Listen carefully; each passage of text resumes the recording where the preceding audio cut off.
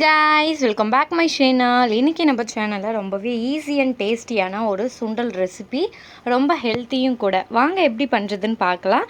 வீடியோவை ஸ்கிப் பண்ணாம பாருங்க.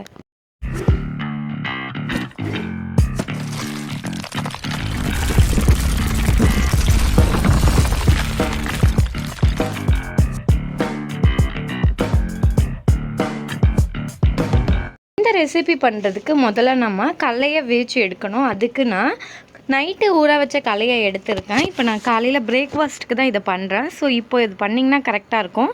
கடலை எவ்வளோ நல்லா ஊறி இருக்குது பாருங்கள். இப்போ வாங்க இதை வேக வச்சு எடுத்துக்கலாம். இது வேக வைக்கிறதுக்கு முன்னாடி இதுக்கு தேவையான அளவு உப்பும் தண்ணியும் சேர்க்கணும். இப்போ கல்லுப்பு இதுக்கு தேவையான அளவு சேர்த்துக்கிறேன். அதுக்கப்புறம் நம்ம இப்போ இதுக்கு தேவையான அளவு தண்ணி சேர்க்க போகிறோம். ஸோ தண்ணி கடலை முழுகி வர அளவுக்கு சேர்த்துட்டு ஒரு 4லேருந்து 5 விசில் வச்சோன்னா நல்லா பஞ்சு போல் வெந்து வந்துடும். இப்போ தண்ணி ஆட் பண்ணிக்கலாம் வாங்க. நான் முதல்ல சொன்ன மாதிரி கடலை முழுகிற அளவுக்கு தண்ணி சேர்த்துக்கோங்க. இல்லை அதிகமாக சேர்த்துட்டிங்கன்னா விசில் வரக்குள்ளே தண்ணி பொங்கி வெளியே வந்துடும். ஸோ கவனமாக இருங்க. இப்போ இதை 4லேருந்து 5 விசில் வரைக்கும் வச்சு எடுத்துக்கலாம்.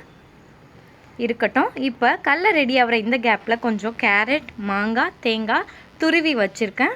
இப்போ கடலை வெந்ததும் தாளிப்பு ரெடி பண்ணிடலாம்.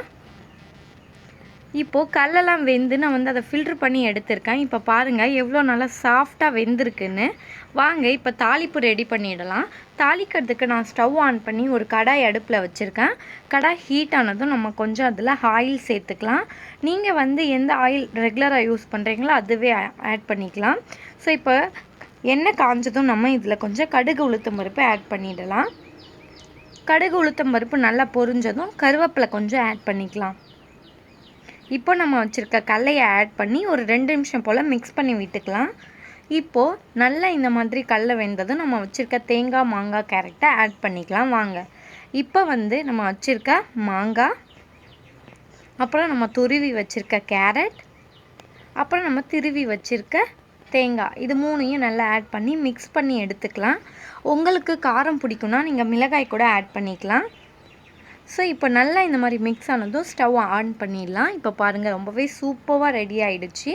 இது பார்த்திங்கன்னா உங்கள் குழந்தைங்க வெஜிடபிள் சாப்பிட்ட மாதிரியும் இருக்கும், ஒரு ப்ரோட்டீன் ரெசிபி சாப்பிட்ட மாதிரியும் இருக்கும். ட்ரை பண்ணி பாருங்கள். இப்போ இதை சர்வ் பண்ணிடலாம். ஸோ ரொம்பவே சூப்பராக இருக்குது பார்க்குறதுக்கு மட்டும் இல்லை, டேஸ்ட்டும் ரொம்ப சூப்பராக இருக்கும். வாங்க இப்போ இதை டேஸ்ட் பண்ணி பார்த்துடலாம். டேஸ்ட் பண்ணி பார்த்ததில் பார்த்திங்கன்னா இந்த மாங்காவோடைய புளிப்பு, கேரட்டோடைய அந்த மைல்டு ஸ்வீட்னஸ் இது எல்லாமே சூப்பராக இருக்குது. நீங்களும் ட்ரை பண்ணி பாருங்கள். இந்த வீடியோ உங்களுக்கு பிடிச்சிருந்தா நம்ம சேனலுக்கு சப்ஸ்கிரைப் பண்ணுங்கள்.